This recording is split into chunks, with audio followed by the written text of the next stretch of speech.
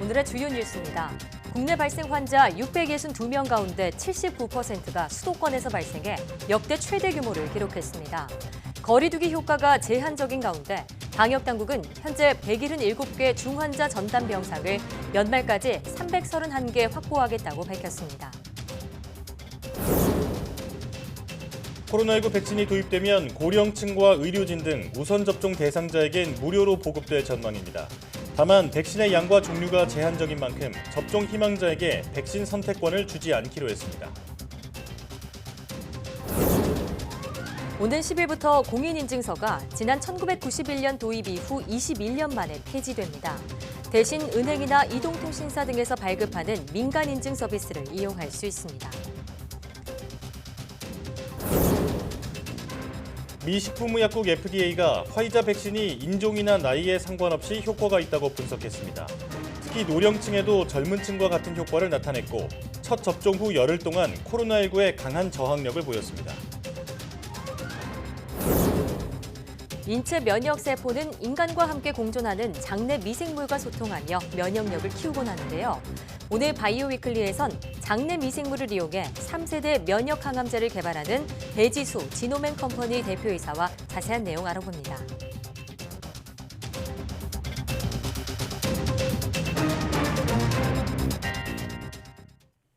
시청자 여러분 안녕하십니까? 사이언스 투데이 시작합니다. 거리두기 2.5단계가 시행되고 있지만 수도권이 여전히 3차 유행의 중심지인 것으로 나타났습니다. 중앙재난안전대책본부는 8일 하루 동안 코로나19 국내 발생 환자 662명 가운데 79%인 524명이 수도권에서 발생했다며 이는 지금까지 발생한 최대 규모라고 밝혔습니다. 이어 그동안의 거리두기 효과가 제한적인 것은 그만큼 수도권에서 무증상 감염과 잠복 감염이 일상생활에 넓게 퍼져 있다는 의미라며 사회 활동을 자제하고 불필요한 외출은 삼가할 것을 당부했습니다. 중대본은 또 인력과 장비를 적극 지원해 현재 177개 중환자 전담 치료 병상을 12월 20일까지 308개까지, 연말까지는 331개까지 최대한 확보하겠다고 밝혔습니다. 겨울철 사람들이 자주 찾는 스키장과 눈썰 매장 등 겨울 스포츠 시설에 대한 방역 관리가 한층 강화됩니다. 중앙재난안전대책본부는 코로나19 확산 방지를 위해 스키장과 빙상장, 눈썰 매장 등 겨울 스포츠 시설을 일반 관리 시설로 지정하고 거리두기 단계에 따라 시설 운영 제한 등의 조처를 시행하기로 했습니다. 빙상장 등 실내 시설은 거리두기 1단계에서 시설 면적 4제곱미터당 1명으로 인원이 제한되고 2단계에서는 오후 9시 이후 운영 중단, 2.5단계부터는 집합금지 조처가 내려집니다. 스키장 등 실외시설은 1단계에서 기본 방역수칙을 의무적으로 따르도록 조처하고 1.5단계에서는 수용 가능 인원의 절반까지만 이용하도록 입장을 제한하게 됩니다. 이어 2단계로 올라가면 이용 제한 인원이 3분의 1로 확대되고 2.5단계에서는 오후 9시 이후 운영이 중단되며 3단계 때는 집합이 금지됩니다.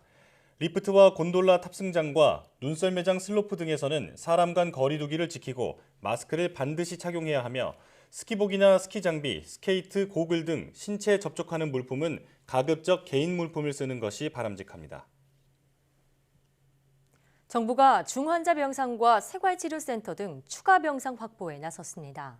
중앙재난안전대책본부에 따르면 정부는 이달 말까지 중환자 병상 154개를 추가로 확충하고 암 환자 등 고위험군을 위한 준중환자 병상도 도입할 계획입니다. 현재 가용 중환자 병상은 43개뿐입니다. 정부는 또 이번 주 중 일반 확진자들이 입소하는 생활치료센터도 3개를 추가로 개소할 예정입니다. 우선 국가지정 입원치료 병상 가운데 중환자 치료가 가능한 병상을 중증 환자 전담 치료 병상으로 최대한 전환하고 아울러 상급 종합병원의 협조 아래 추가 병상을 확보한다는 구상입니다. 정부는 만일의 상황에 대비해 거점형 중환자 전담병원 지정 방안도 검토하기로 했습니다. 또 특정 지역에 코로나19 중환자만을 치료하는 임시병원격인 모듈 병원을 설치하고 관련 인력을 파견하는 방안도 검토 중입니다. 정부가 코로나19 백신을 도입하면 고령층과 의료진 등 우선 접종 대상자에겐 무료로 보급하기로 했습니다. 다만 백신의 양과 종류가 한정된 만큼 접종 희망자에게 백신의 선택권을 주지는 않을 방침입니다. 보도에 박희재 기자입니다.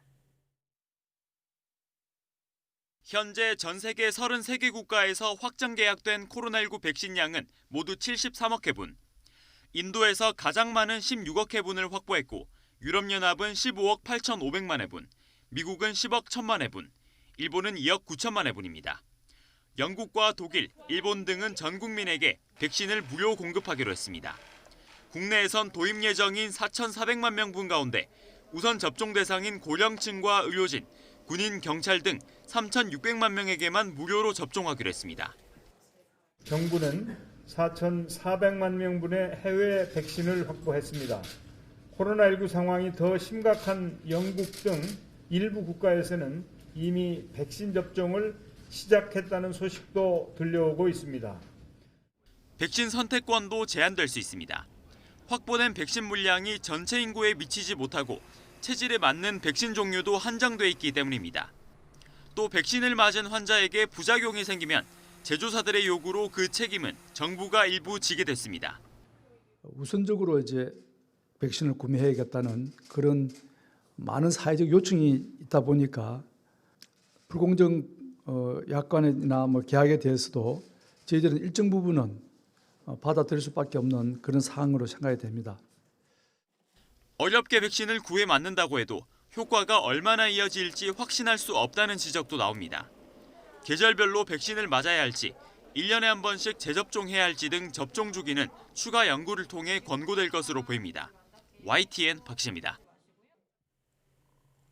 코로나19 확진자가 급증해 방역당국이 기존 PCR 검사 대신 신속 항원 검사로 검사 규모를 대폭 늘리겠다고 했지만 정작 국내에서 사용 가능한 항원 진단 키트는 한 개 제품뿐인 것으로 나타났습니다. 식품의약품안전처는 현재 국내에서 정식 허가를 받은 신속 항원 진단 키트는 SD 바이오센서사의 제품이 유일하며 7개 제품이 심사 단계에 있다고 밝혔습니다. 이에 비해 유전자 증폭 방식 PCR 진단 제품은 총 5개가 정식 허가를 받은 상태입니다. 방역당국이 그동안 정확도가 높은 PCR 방식을 고수해오면서 신속 항원 진단 키트는 한시적으로 국내 판매와 사용을 가능케 하는 긴급 사용 승인 제도 적용 대상에도 포함되지 않았습니다. 신속 항원 검사는 PCR 검사와 비교해 정확도가 낮고 초기 무증상 환자를 가려내기는 어렵다는 단점이 있지만 검사 시간이 15분에서 30분으로 짧아 정부는 최근 요양병원 등 취약시설과 수도권을 중심으로 도입한다는 방침을 밝혔습니다. 미 식품의약국 FDA가 화이자의 백신이 인종이나 나이에 상관없이 효과가 있다는 첫 분석 결과를 공개했습니다. 특히 첫 접종 이후 약 열흘 동안 코로나19 바이러스에 강한 저항력을 보였다며 긴급 사용 승인에 대한 기대감을 높였습니다. 이동헌 기자의 보도입니다.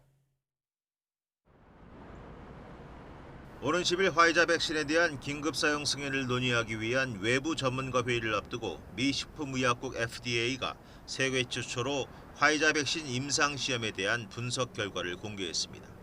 FDA는 화이자의 코로나19 백신이 남성과 여성 모두에서 높은 예방률을 보였다고 밝혔습니다. 백인과 흑인, 라틴계 등 인종별 효과도 동일했습니다. 65세 이상 노년층도 젊은 층과 같은 예방 효과를 받고 특히 코로나19 합병증 위험이 높은 비만 인구에도 효과가 있었습니다. 또 첫 접종 이후 약 10일 동안 코로나19 바이러스에 강한 저항력을 갖는다는 사실이 새롭게 밝혀졌습니다. 임상시험에서 첫 접종 후 약 10일 동안 백신 접종 그룹의 신규 확진자는 급격히 줄어든 반면 위약 접종 그룹에선 꾸준히 늘었습니다. 그러나 1차 접종의 효과가 얼마나 지속하는지는 불분명합니다. 이와 관련해 화이자는 1차 접종의 예방 효과는 52% 정도이고 3주 뒤 2차 접종 후에는 95%까지 올라간다고 밝혔습니다. FDA는 백신의 안전성과 관련해 임상시험에서 백신 접종 그룹과 위약 접종 그룹 사이에 의미 있는 불균형은 없다며 양호하다고 평가했습니다. 다만 2차 접종 후 몇 시간 동안 절반 이상의 사람이 피로감과 두통 등을 느낀 만큼 하루 정도 휴식을 취할 필요가 있다고 권고했습니다. 화이자 백신의 효능과 안전성에 대한 새로운 문제가 제기되지 않음에 따라 조만간 FDA의 긴급 사용 승인이 내려질 전망입니다. 하지만 백신 접종 후 얼마나 면역력이 지속할지 알지 못하고 안전성에 대한 의구심이 남아있는 만큼 백신에 대한 임상시험은 계속될 예정입니다. YTN 이동헌입니다.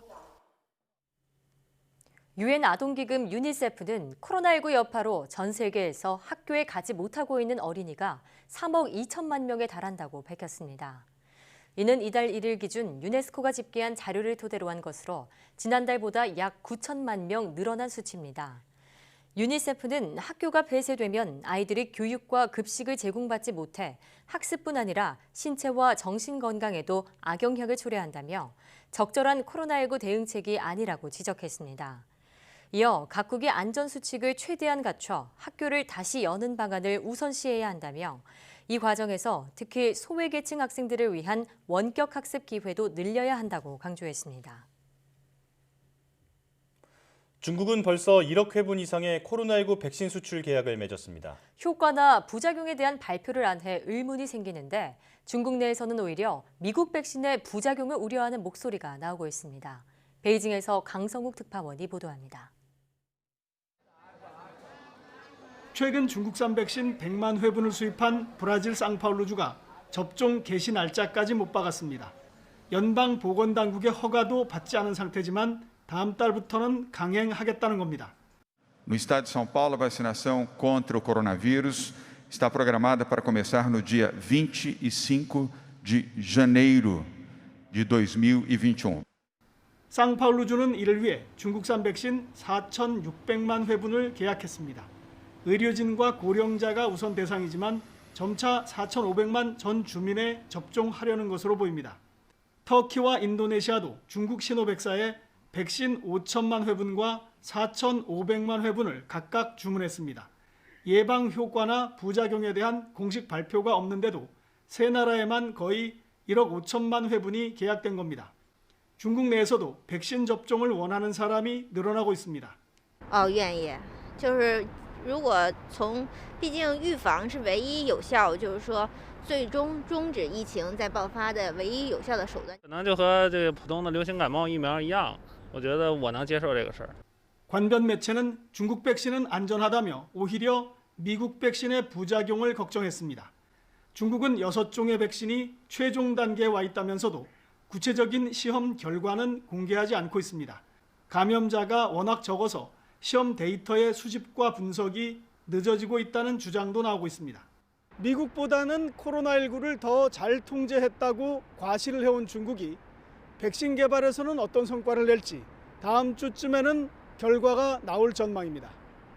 베이징에서 YTN 강성웅입니다. 중국 쓰촨성이 이달 안으로 200만 명에게 중국산 코로나19 백신을 긴급 접종할 예정입니다. 중국 글로벌타임스 신문은 최근 쓰촨성의 성도인 청두에서 코로나19 확진자가 다시 발생해 우려가 커지고 있다면서 이같이 전했습니다. 아울러 쓰촨성 당국이 의료진과 교사, 경찰, 항만 근무자, 구급요원, 유학생, 저온식품 작업자 등 12개 고위험군에 속한 약 200만 명에 대해 연말까지 접종을 완료할 계획이라고 덧붙였습니다.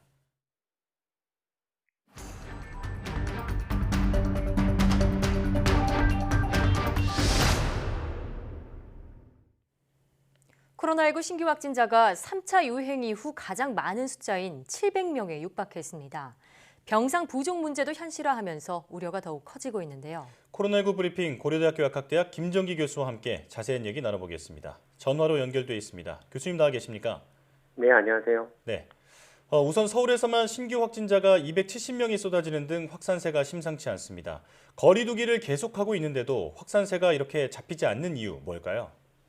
일단 기본적으로 지금 바이러스의 전파에 대한 에너지가 굉장히 높게 축적이 되어 있다 이렇게 보고 있고요. 네.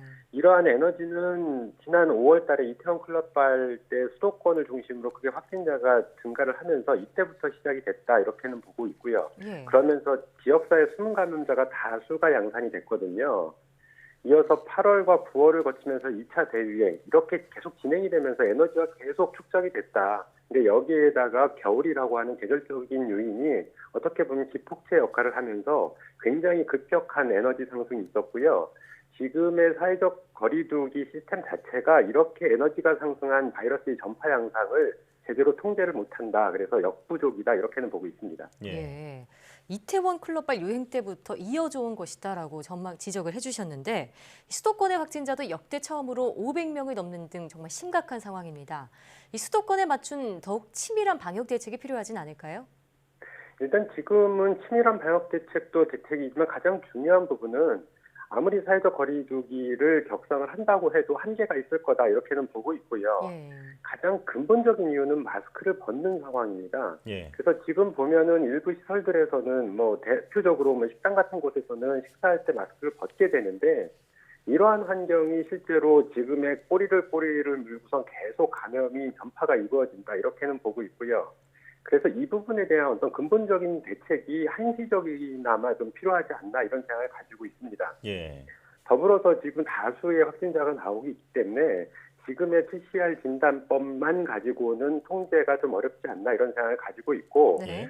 일단 선별적인 진단검사, 그러니까 확진은 아니고요. 선별적인 진단검사를 위해서라도 항원 진단 키트 시스템을 조금 1차적으로 도입하고 예. 여기서 양성 반응이 나오는 사람에 대해서 PCR로 확진을 하는 이런 방법들이 좀 필요하지 않을까라는 생각을 가지고 있습니다. 예.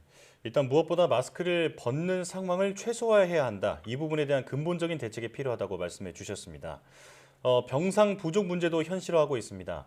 확진자가 갑자기 늘어나면서 병상 배치를 받지 못해 자택에서 대기하고 있는 환자가 발생하고 있는데요.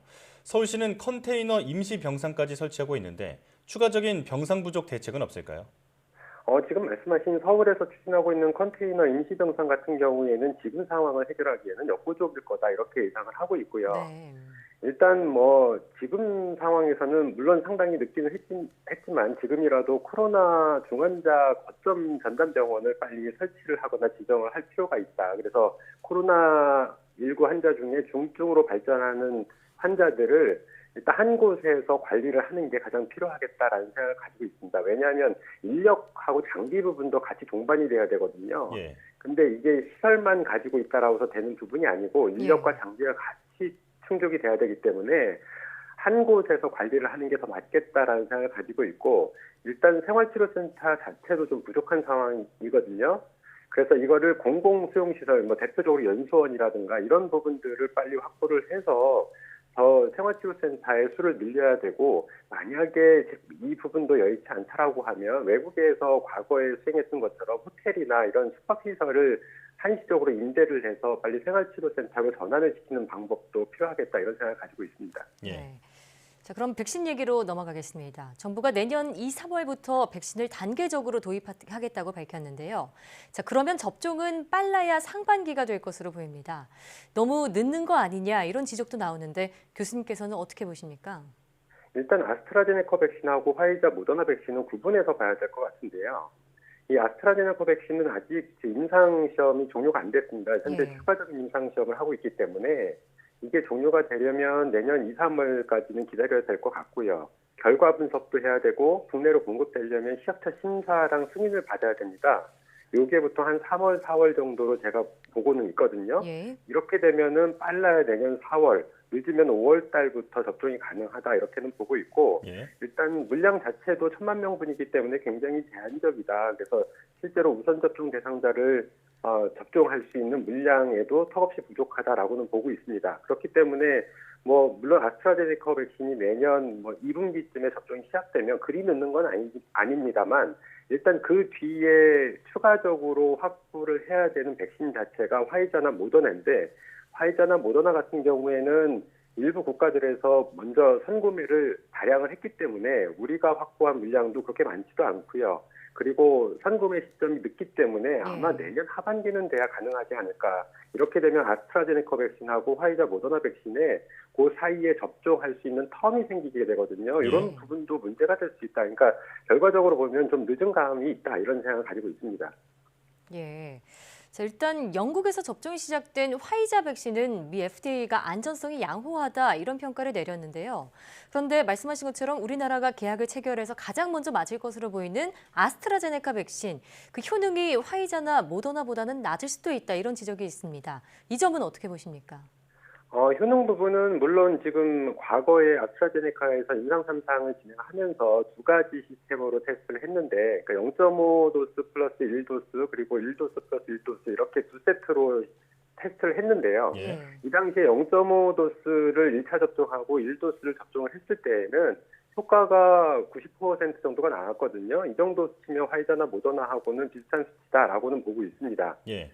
다만 문제는 일단 향후에 항체 지속 기간이 짧거나 아니면 돌연변이가 발생했을 때 추가적인 접종이 필요하다라고 했을 때 과연 아스트라제네카 백신이 바이러스 벡터 전달체를 이용한 백신이다 보니까 이 효능이 급격하게 떨어질 가능성도 있거든요. 그래서 이 부분에 대한 고민이 좀 있어야 될 것 같고요. 네. 안전성 부분에 있어서도 과거에 아스트라제네카 백신은 7월 달에 임상시험 단계에서 심각한 이상 반응이 나타나서 중단된 사례가 있었거든요. 근데 이 부분은 제약사 측에서 물론 백신과의 직접적인 인과관계가 없다라고 결론을 내리면서 임상을 제기했는데 과연 그런 건가라고 하는 부분도 한번 따져봐야 될 것 같다 이렇게는 보고 있습니다. 예.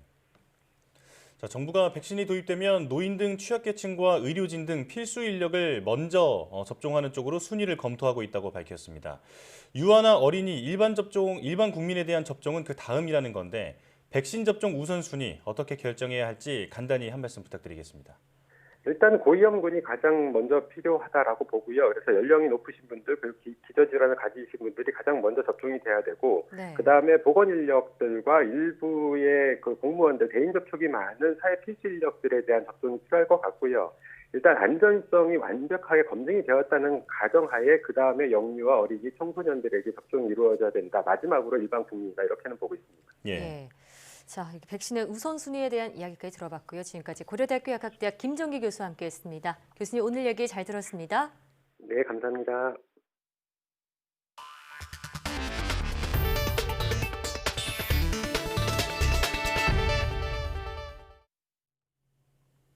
고병원성 조류 인플루엔자 AI가 전국적으로 걷잡을 수 없는 속도로 번지고 있습니다. 벌써 예방적 차원에서 매몰 처분한 닭과 오리 등이 280만 마리에 육박하는데 확산 속도가 워낙 빨라 사상 최악의 AI가 발생했던 3년 전처럼 달걀이나 닭고기 파동이 벌어지는 것 아니냐는 우려도 나오고 있습니다. 차유정 기자입니다. 2년 8개월 동안 잠잠했던 조류 인플루엔자 AI가 이번 겨울 무서운 속도로 번지고 있습니다. 올해 가금 농장에서 고병원성 AI가 처음 나온 건 지난달 26일 전북 정읍 오리 농가에서입니다. 이후 닷새 만에 경북 상주 산란계 농가에서 고병원성 AI가 나오더니 하루 이틀씩 걸러 전남 경기 충북으로까지 확산하고 있습니다. 여기에 경기도 여주에서 또 추가 의심 농가가 나와 정밀 검사를 진행하고 있습니다. 현재까지 방역당국이 예방적 차원에서 매몰 처분한 닭과 오리 메추리 수도 280만 마리에 육박합니다. 당국은 발생 농장 간 전파는 확인되지 않았다며 야생조류에 의한 확산으로 추정하고 있습니다. 철새를 통해 국내 유입된 AI 바이러스가 사람, 차량 등을 통해 농장으로 유입된 것으로 추정을 하고 있습니다. 이처럼 AI가 빠르게 번지고 가금류들이 대량 매몰 처분되면서 달걀과 닭고기 가격 상승에 대한 우려도 커지고 있습니다. 가금류 3,700만 마리를 매몰 처분하며 최악의 AI 사태로 불린 지난 2016년에서 2017년 때는 일부 지역서 달걀 한 판 가격이 10,000원을 넘나들고 생닭, 치킨 가격이 줄줄이 오르기도 했습니다. 다만 정부는 현재까지 매몰 처분한 닭 개체수가 전체의 1%도 되지 않고 특히 올해엔 산란계와 육계 사육 마리수가 평년보다 4.5%, 8% 많아 아직 가격에 미치는 영향은 크지 않다고 설명합니다. 다만 앞으로 AI를 전파하는 철새 유입이 내년 1월까지 계속되고 농가 확산도 빨라지면 상황이 급속도로 악화할 위험이 커 당국도 수급 동향을 예의주시하고 있습니다. YTN 차유정입니다. 인터넷 뱅킹과 연말 정산 등을 할 때 그동안 꼭 필요했던 것이 공인인증서였는데요. 내일부터는 공인인증서 대신 은행이나 이동통신사 등에서 발급하는 민간인증 서비스를 사용할 수 있게 됩니다. 박병한 기자입니다. 10일부터 전자서명법 개정안이 시행돼 공인인증서가 폐지됩니다. 지난 1999년 도입 이후 21년 만입니다. 공인인증서는 매년 갱신이 필요하고 보관이 어려운 데다 외국에서 사용하기 어렵다는 문제점이 있었습니다. 지금까지는 정부가 지정한 공인인증기관 6곳에서 발급한 공인인증서가 법적으로 우월한 지위를 지녔는데 이 같은 독점적 지위가 사라지게 된 겁니다. 앞으로는 공인인증서와 민간인증서가 구분 없이 공동인증서로 이름이 바뀝니다. 금융인증서는 클라우드 방식으로 별도 프로그램이 설치가 필요하지 않으며 6자리 핀번호와 지문, 패턴으로 간편하게 이용하실 수 있습니다. 민간인증서는 발급이 간단한 게 최대 장점입니다. 은행 방문 없이 PC나 휴대전화로 발급받을 수 있고 얼굴이나 지문 같은 생체 정보나 패턴 등을 이용할 수 있습니다. 서비스료로 연간 4,400원을 냈던 것도 대부분 무료로 바뀌게 됩니다. 인증서 춘추전국 시대를 맞아 은행을 비롯해 이동통신 3사와 카카오, 네이버 등이 경쟁을 벌이고 있습니다. 통신 3사가 공동으로 출시한 패스 인증서는 11월 말 기준 누적 발급 건수가 2천만 건을 넘었습니다. 정부는 내년 초 근로자 연말 정산 때부터 민간 인증서를 활용할 방침입니다. 물론 현재 사용 중인 공인인증서는 남은 유효기간까지 사용할 수 있습니다. YTN 박병환입니다. 인공태양을 지상에 구현하는 핵융합 연구가 시작된 지 약 20년 만에 독립연구조직이 탄생했습니다. 앞으로 20년 뒤에는 환경오염 없는 청정전기를 만들어낸다는 목표입니다. 김진두 기자가 취재했습니다. 마스크를 쓴 연구원들이 실험 준비에 바쁩니다. 미국에서 요청한 한국의 핵융합 실험로 K-스타를 활용한 실험입니다. 섭씨 1억 대의 초고온 플라스마를 응급 상황에서 안전하게 제어하는 방법을 연구하는 것입니다. 최근 세계 최장 기록인 20초 플라스마 운전에 성공한 이후 세계 각국 연구진의 협력 연구 요청이 부쩍 늘었습니다. K-스타는 원래 목적이 이제 핵융합 반응이 많이 일어나는 플라즈마 조건에 가장 최적화해서 핵융합 반응이 많이 일어나는 조건들을 연구하는 것은 K-스타가 유일하지 않나. 지상에 인공태양을 만들겠다는 목표로 시작된 한국의 핵융합 연구는 벌써 20여 년째. 부설 연구소를 거쳐 지난달 27일 독립연구원으로 새 출발했습니다. 앞으로의 목표는 핵융합 에너지를 이용해 전기를 생산해내는 것. 오늘 2025년 우리나라를 비롯한 세계 7개국이 참여한 국제 핵융합 실험로 이터가 완성되면 가속도가 붙을 것으로 보입니다. 에너지 생산 관점에서는 70% 이상의 지금 목표를 달성하고 있다, 이렇게 말씀드릴 수 있고요. 그다음에 이제 전기 생산을 하기 위해서는 에너지 생산한 부분을 가지고 전기로 만들어야 되는 그 진검다리 기술이 있습니다. 핵융합 에너지로 전기를 만들어내는 실증로의 개발 목표는 2040년. 앞으로 20년 뒤에는 인공태양이 생산한 청정 전기를 우리가 사용하고 있을지도 모릅니다. YTN 김유두입니다. 2007년에 태어난 여성 청소년은 올해 안에 자궁경부암 백신 1차 접종을 끝내야 추가 비용이 들지 않습니다. 정부는 자궁경부암을 일으키는 사람 유두종 바이러스 HPV에 걸리지 않도록 지난 2016년부터 12세 여성 청소년의 예방접종을 2차례 지원하고 있습니다. 올해 1차 접종 대상자는 2007년 1월 1일부터 2008년 12월 31일 사이에 태어난 46만 명입니다. 질병관리청은 현재까지 2007년생 24만 명의 접종률이 86.3%라며 나머지 3만여 명은 올해 안에 1차 접종을 마쳐달라고 당부했습니다. 2020년 올해가 한 달도 채 남지 않으면서 13월의 월급, 연말정산도 다가오고 있습니다. 네, 이번 달에 꼭 알아야 하는 연말정산 세테크 방법을 김태민 기자가 정리했습니다.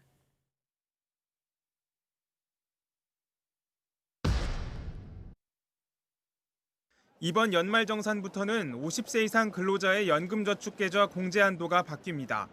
연금저축은 기존 400만 원에서 600만 원으로 퇴직연금 계좌 등과 합하면 700만 원에서 900만 원까지 공제받을 수 있습니다. 따라서 여유자금이 있는 경우엔 추가금을 납입하고 공제 혜택을 더 받는 게 유리합니다. 앞으로는 재혼한 부모님이 숨지더라도 계부 또는 계모를 실제로 부양하고 있다면 부양가족 공제 대상이 됩니다. 따라서 연말정산 기간이 다가오기 전에 미리 주민센터를 방문해 재적 등본을 확보해두는 편이 좋습니다. 내수 활성화를 위해 올해 3월부터 7월까지 일시적으로 각종 공제율이 올라가면서 공제 한도를 넘어서는 경우가 많을 것으로 보입니다. 지금 시점에서 신용카드 소득공제 한도를 넘어섰다면 큰 지출은 내년으로 미뤄 다음 연말정산 때 공제받는 것이 좋습니다. 내가 신용카드를 얼마나 사용했는지 알고 싶다면 국세청 홈택스의 연말정산 미리보기 서비스를 이용하면 됩니다. 연말정산 간소화 서비스에 나오지 않는 서류는 바쁜 1월이 오기 전 미리미리 정리해두는 편이 좋습니다.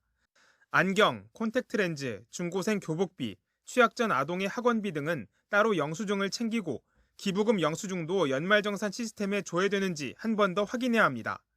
이 밖에도 월 세액공제를 받으려면 주민등록을 주소지로 옮기고 계좌이체 영수증과 임대차 계약서 등을 회사에 제출해야 합니다. YTN 김태민입니다. 쓰레기 분리수거를 제대로 실천하지 않는 시민들에게 무서운 좀비가 나타나 공격하는 영상이 공개됐습니다. 이 좀비는 급기야 인천시장실까지 급습하는데 블록버스터 영화를 패러디한 이 영상이 화제를 모으고 있습니다. 이기정 기자의 보도입니다. 무서운 좀비를 만나 달아나다가 막다른 구석에 몰린 남자. 울렸구나 생각한 순간 일회용 플라스틱 컵을 얼굴에 들이밉니다. 내용물을 비운 뒤에 깨끗이 헹굴 것을 요구하는 좀비. 쓰레기를 이것저것 뒤섞은 채 버리려 하자 여지없이 좀비가 나타났습니다.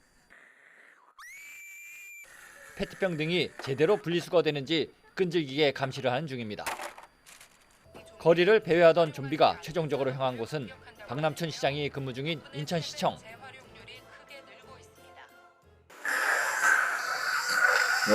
난 텀블러를 쓰는데. 시장의 손끝을 따라 플라스틱과 종이, 캔 수거함이 분리돼 있고 쓰레기가 원칙대로 수거된 것을 확인한 좀비는 겸연쩍은 표정을 지으며 물러납니다. 좀비 전쟁이라는 뜻도 있지만 좀 비워달라는 중의적인 뜻을 내포한 동영상. 생활 속에서 누구나 실천이 가능한 친환경 자원순환과 재활용에 대한 인식을 개선하고자 이 영상을 기획하게 되었습니다. 온라인 정부혁신 박람회에서 이 영상을 포함한 인천시 페이지는 3,400여 회의 좋아요를 획득하며 전국 17개 시도 가운데 1위를 차지했습니다. 친환경 자원순환 정책이 성공하려면 무엇보다 시민들의 관심과 동참이 중요한 만큼 인천시는 앞으로도 손쉽게 다가설 수 있는 참신하고 다양한 콘텐츠를 개발하겠다는 방침입니다. YTN 이기정입니다.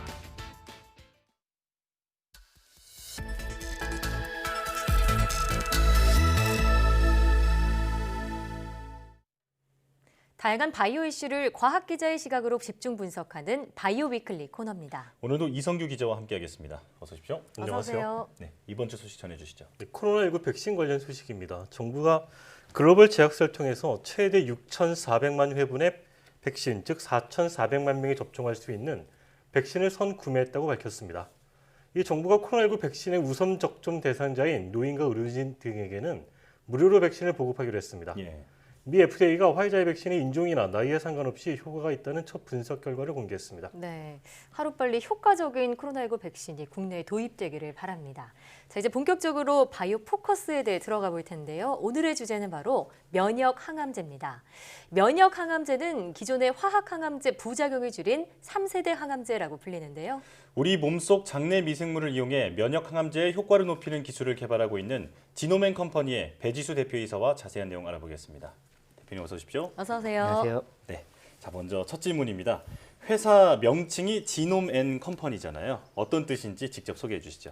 네, 많이들 이게 컴퍼니 그러면 이게 회사라고 생각을 하는데 네. 그 말고도 이렇게 따라가는 사람들, 뭐 동료들 이런 의미가 있거든요. 예. 그러니까 서태지와 아이들 뭐 이런 개념으로 아니면 뭐 티파니 앤 컴퍼니 그러면 티파니라는 사람과 세 회사가 합쳐져서 이제 그저 티파니와 나머지 회사들 이런 네, 의미거든요. 동료들. 네. 네. 저희의 이제 그 기본 저희의 그 핵심 역량이 유전체를 분석하는 기술이고요. 예. 그래서 유전체를 따라가는 사람들, 유전체를 추구하는 사람들 이런 의미로 이제 이름을 지어봤습니다. 그렇군요. 지놈, 유전체와 이것을 공부하는, 연구하는 사람들 내서 그렇죠. 지노맨 컴퍼니다라는 이 회사 명칭에 소개해 주셨고요. 지노맨 컴퍼니는 장내 미생물, 마이크로바이옴이라고도 부르죠. 이 부분을 활용한 면역 항암제를 개발 중인 회사입니다. 일단 면역 항암제, 앞서 짧게 소개했지만 어떤 건지 좀 자세히 알려주시면 좋을 것 같아요. 저도 이제 원래 의사였어요. 예. 사실은. 근데 제가 이제 레지던트 할 때 이럴 때 이제 그 항암 치료 받으시는 분들을 보면은 그 네. 당시만 해도 화학 항암제 시대였어요. 그래서 우리가 항암 치료 받는다 그러면은 기본적으로 머리 빠지고 설사하고 아무것도 못 먹고 식욕과 오심, 구토 뭐 그냥 부작용이 엄청나죠. 부작용도 엄청났고 네. 항암 치료를 받다가 돌아가시면은 진짜 이게 부작용 때문에 돌아가신 건지 암 때문에 돌아가신 건지 진짜 이렇게 좀 의사 입장에서 헷갈릴 정도로 네. 뭐 이런 아주 좀 고통스러운 치료제였는데 그 이후에 이제 표적 항암제 나오고 면역 항암제 나오고 이게 3세대인 거죠? 예, 3세대. 면역 항암제가 나오면서 어떤 상황이 생기냐면 환자분들이 입원도 안 하고 외래에서 주사를 맞고 집에 가서 그 다음 날 또 자기 생활하고 항암 치료를 하는데 입원을 하지 않고요. 그러니까 드라마틱하고 정말 그 효과도 정말 이렇게 아주 좋아지는. 그러니까 이제 우리 몸의 면역 기능이 그러니까 그만큼 대단하다는 거죠. 우리가 그 기존에 알던 면역하면요. 보통 감기 걸렸을 때 비타민 C 먹으면 이제 좀 잘 쉬면 낫는다면 뭐 이런 정도로 생각을 했었는데 이 면역 항암제라는 게 나오고 나서 보니까 그게 아니라 수시로 돌연변이가 생겨서 암 세포가 막 발생할 때 그때마다 우리 몸의 면역 세포가 그것들을 싸워서 그걸 다 퇴치하면서 우리 몸 건강하게 유지해주고 있는 건데 그 기전이 이제 막히면서 이제 암이 발병을 하는 거고요. 면역 항암제는 기전 원래 나의 면역 기전이 암 세포로부터 이제 암 세포를 공격하는 게 막힌 거를 풀어주는 그런 기전으로 이제 만든 게 면역 항암제가. 그러니까 몸속의 면역 세포를 활성화해서 암 세포를 죽이는 게 면역 항암제인데 그럼 이것과 장내 미생물이랑은 어떤 관계가 있는 거예요? 우리 몸에 이제 그 세균이 제 몸에 한 5kg 정도는 세균일 거예요. 제 체중에 엄청나게 많은 애들이 살고 있고요. 얘네들이 이제 그러니까 이 세균들이 우리 몸의 면역 세포하고 어떤 긴밀한 작용들을 해요. 긴밀한 작용들을 해서 만약에 세균이 하나도 없으면 면역 세포가 기능을 못하는 그런 것들이 있어요. 그래서 세균이 이제 뭔가 분비물들을 막 내고요. 그 분비물들이 면역 세포를 다시 활성화를 확 시켜 올려주고 그래서 또 이제 암과 싸우게 되는 그런 기전이거든요. 이 장내 미생물의 이제 그 면역계 관계에 대해서 설명을 드렸는데 다음 질문 드리기 전에 아까 그 서태지와 아이들 그 티파니 앤 컴퍼니 말씀하셨잖아요. 대표님 연세를 보면 좀 티파니 앤 컴퍼니가 더 맞지 않나 그런 생각이 들고. 근데 이 지노맨 컴퍼니가 최근에 이제 그 한국 FDA로부터 임상 승인을 받은 게 있잖아요. 그전에 이제 미국에서 승인을 받았고 이 면역 항암 마이크로바이옴 실험 물질 이게 도대체 어떤 건지 좀 설명 좀 해주시죠. 그러니까 저희 회사가 이제 면역 항암제를 마이크로바이옴으로 여러 가지를 개발을 할 수가 있어요. 근데 저희 이제 면역 항암제를 처음으로 이제 추구를 했었고요. 그래서 이제 그 면역 항암제를 이제 장내 미생물로 만들 때, 그러니까 이제 우리 몸에서 일단 좋은 세균을 찾아요. 유익균이라고 하죠. 유익균 중에 항암에 효과가 있는 그런 세균을 찾고요. 얘네들을 가지고 지금 현재 나와 있는 면역 항암제들이 있어요. PD-1, PD-L1 뭐 유명한 이제 면역 항암제들이 있는데. 그 중에 이제 그걸 개발하는 회사 중에 하나가 그 머크, 독일에 있는 머크라는 머크사하고 미국 파이자사하고 협력해서 만드는 바벤시오라는 약이 있어요. 그 약과 저희 약이 컴비해서 환자한테 투여가 되는 그런 이제 그런 임상 연구를 하고 있고요. 그 임상 연구를 위해서 이제 미국 FDA에서 저희가 이제 IND 승인이라 그래서 그게 이제 임상 연구를 해도 좋다. 이 약이 이제 충분히 사람한테 투여돼도 된다. 괜찮다. 안전성을 어떻게 보면 인증을 받았다 이렇게 볼 수 있을까요? 그렇군요. 그래서 FDA 허가받는 거 되게 벤처 입장에서 되게 힘든 과정인데 어쨌든 그 과정을 통해서 임상 연구를 이제 승인을 받았고 미국에서 저기 그 예일 대학병원 그리고 MD 앤더슨 이렇게 상당히 좋은 병원들에서 임상을 지금 진행을 하고 있고요.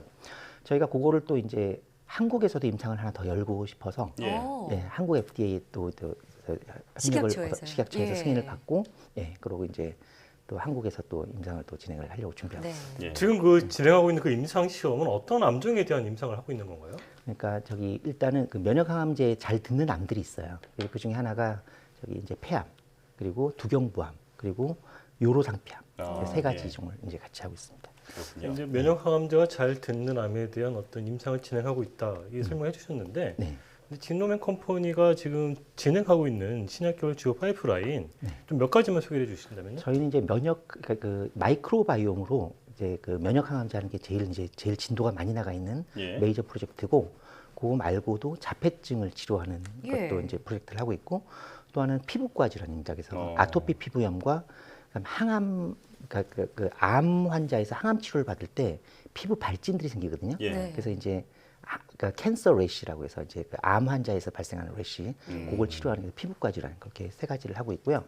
그거 말고도 또 저희가 또 이제 마이크로바이옴 말고도 또 하나 또 하는 큰 프로젝트들이 있는데 그게 뭐냐면은 신규 타겟을 발굴해서 예. 거기에 항체를 개발을 해서 또 다른 면역 항암제를 개발하는 항체 신약을 또 저희가 하고 있습니다. 그렇군요.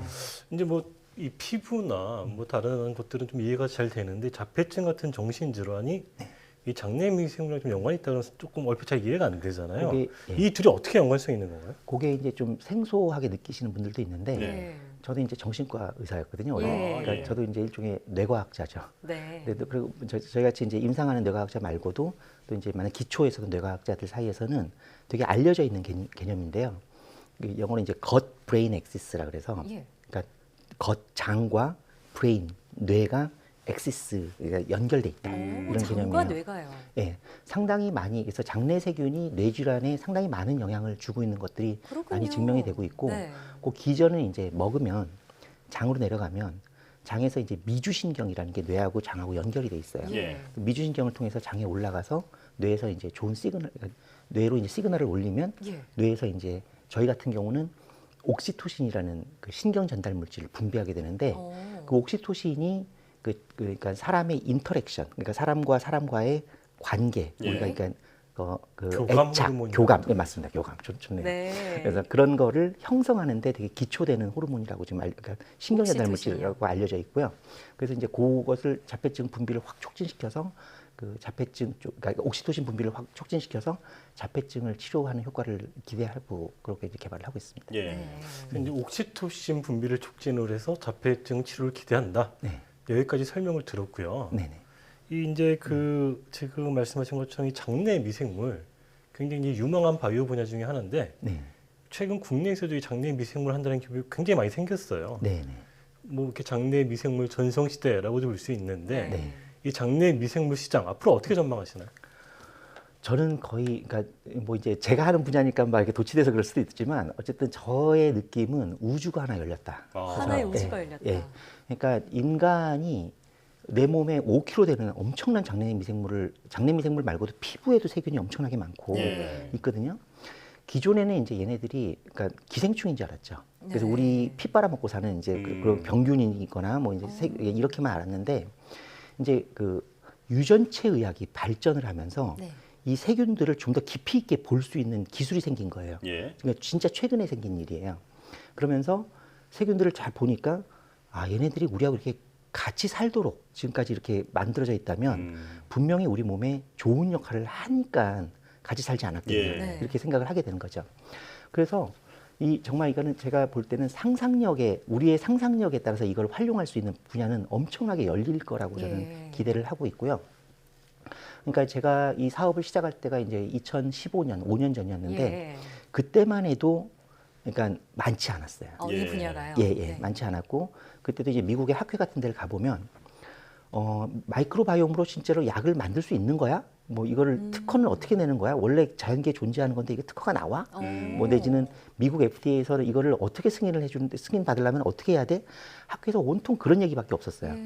그게 이제 5년 전이었는데 4년 전, 3년 전 이렇게 시간이 이렇게 지나가면서 미국 FDA에서는 어떻게 승인 받는 사례들이 막 나오기 시작을 하고 또 특허도 사례들이 나오고 저희도 이제 특허도 잘 탄탄하게 받았고 이런 식으로 인더스트리가 막 이제 성장을 해 나가기 시작을 하니까 그 다음에 이제 그러면서 회사의 숫자도 막 폭발적으로 성장을 하고 다국적 제약회사에서도 막 이제 점점 그 관심도가 높아지는 게 느껴지고 그래서 저는 의학 그리고 이제 그 제약 산업이라는 게 우리가 한 인더스트리라고 생각을 하는데 그 안에서 새로운 인더스트리가 쫙 하나씩 생기고 하나가 열렸다. 또 열리고 이렇게 하나 열리는데 이 마이크로바이옴은 정말 하나의 엄청난 시장이 하나 열렸다 이렇게 생각을 하고 있습니다. 그 시장에 좀 결실을 맺으려면 앞으로 한 몇 년 정도 내다보시나요? 아마 몇 달 안에 최초 신약이 나올 거예요. 근데 어디서 나오는 거예요? 그 이제 미국에서 세레스라고 하는 회사가 이제 그 C. 디피실 다이아리아라 그래서 세균성 이제 설사병이죠. 그거를 치료하는 그 약이 지금 임상 3상 거의 이제 승인 단계에 가 있는 게 있고요. 그래서 아마 우리 이제 이 산업을 하는 사람들의 입장에서는 와 이제 큰 하나의 역사가 하나 열리는 거고요. 아마 한 1, 2년 사이에 또 계속해서 신약들이 나올 거고요. 그래서 이 시장은 하나 이렇게 형성이 될 거라고 생각을 하고 있습니다. 빠르면 몇 달 안에 이런 결과가 나올 수 있다 이렇게 말씀을 해주셨고 기대되네요. 예, 또 하나의 우주가 열렸다고도 볼 수 있다 이렇게 말씀을 해주셨는데요. 자, 대표님께서는 그 말씀해주신 대로 의사 출신의 CEO입니다. 위험 부담이 큰 벤처 기업을 이제 의사를 그만두고 이제 창업하시게 된 특별한 계기가 있을까요? 그러니까 저희가 이제 저는 원래 정신과 레지던트를 하다가 하고 이제 마치고 미국에서 MBA를 하고 그다음에 경영 컨설팅 회사에서 또 일을 하면서 비즈니스 쪽으로 원래 좀 하려고 저는 마음을 먹었었고요. 5년 전에, 그러니까 의과대학 졸업하고 한 15년 지난 시점이었는데 의과대학 친구가 하나 찾아왔어요. 근데 그 친구가 박한수 박사라는 친구인데, 그러니까 자기가 의대 졸업하고 하버드 가서 공부하고 잭슨랩에서 공부하고 하면서 왔는데 보스턴 쪽에 이 마이크로바이옴이라는 산업이 열리고 있는데 자기가 이 기술을 할 수 있을 것 같다고 같이 창업을 하자. 그래서 얘기를 들어보니까 저도 이제 처음 들었죠. 그때. 그러면서 이제 그래서 친구 둘이서 그래서 한번 해보자 이래가지고 그때 사업 계획서 쓰고 벤처 캐피탈 만나서 돌아다니고 하면서 그렇게 이 마이크로바이옴 분야에 뛰어들게 되셨군요. 자, 그럼 마지막으로요. 우리나라의 건강한 이 바이오 생태계 조성을 위해서도 짧게 한 말씀 부탁드릴게요. 저희 우리나라 바이오 생태계는 저는 우리나라의 그 바이오 산업이 성장하는 걸 보면요 경이로워요. 제가 10년 전, 그러니까 2008년에 이제 그 다국적 제약사 있을 때에도 그 바이오 US라는 미국의 학회를 갔었거든요. 거기가 이제 이 바이오에 다 모여가지고 이제 딜들을 하고 이렇게 그렇게 하는 곳인데, 그때 갔을 때하고 요새 가볼 때하고요. 완전히 차원이 다르게 한국 회사들의 그 활동도가 거기서 엄청나고요. 실제로 또 저희가 그 다국적 제약회사들을 만나봐도요. 한국에서 왔다, 그러면 한국 바이오다 그러면은 어떤 신뢰도가 달라져요. 신뢰도가 높아졌군요. 저는 그래서 한국 바이오의 그 한 지난 10년 동안의 이 변화는 엄청났던 것 같고요. 그래서 몇 가지 좀 이렇게 또 이렇게 뭐 우여곡절이 있지만 또 그거 자체가 또 우리들이 또 이렇게 러닝을 하는 또 새로운 학습을 하는 그런 시행착오를 통해서 학습을 하는, 그렇게 해서 잘 성장해 나갈 거다 저는 이렇게 봐요. 그렇군요. 자, 오늘 장내 미생물을 이용한 그 항암제 개발에 대해서 알아봤는데요. 어쩌면 암 정복의 열쇠가 우리 몸 안에 이미 있었던 게 아닌가 이런 생각이 들었습니다. 자, 앞으로도 좋은 소식 기대하겠습니다. 지금까지 지노맨 컴퍼니 배지수 대표이사 이성규 기자와 함께했습니다. 오늘 말씀 잘 들었습니다. 고맙습니다.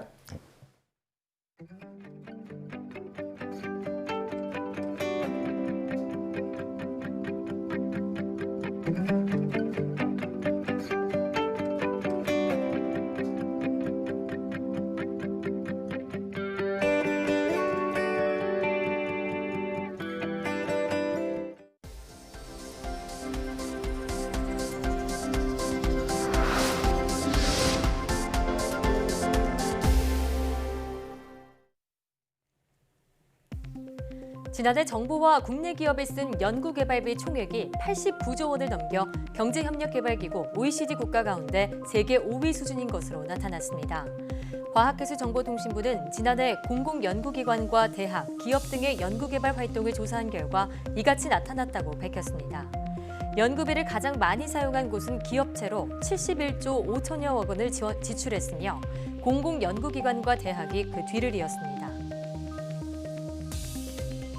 종이 문서에만 부여되던 법적 효력이 전자문서에도 주어집니다.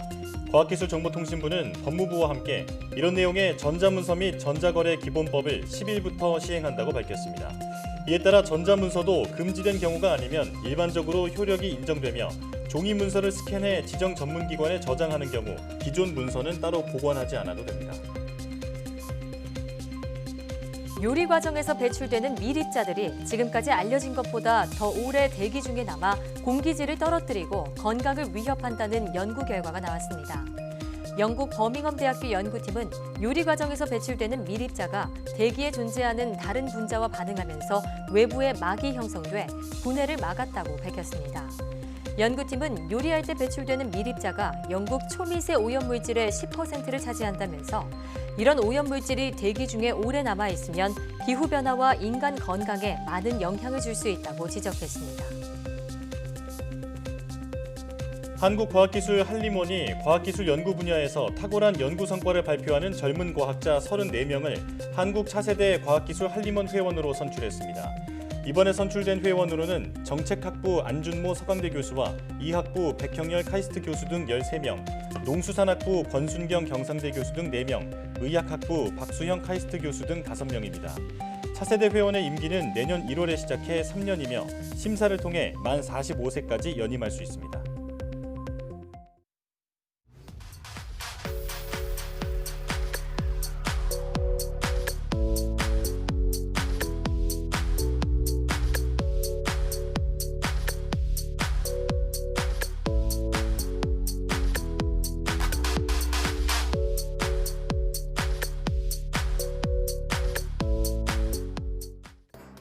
국내 코로나19 신규 확진자 수가 700명에 육박하며 2월 이후 최대를 기록했습니다. 수도권 확진자 수도 처음으로 500명을 넘어선 심각한 상황입니다. 무증상이나 잠복기 환자의 전파가 우려되는 만큼 언제 어디서나 거리 두기와 마스크 착용을 철저히 지켜주시기 바랍니다. 사이언스 투데이 여기서 마칩니다. 함께해 주신 여러분 고맙습니다.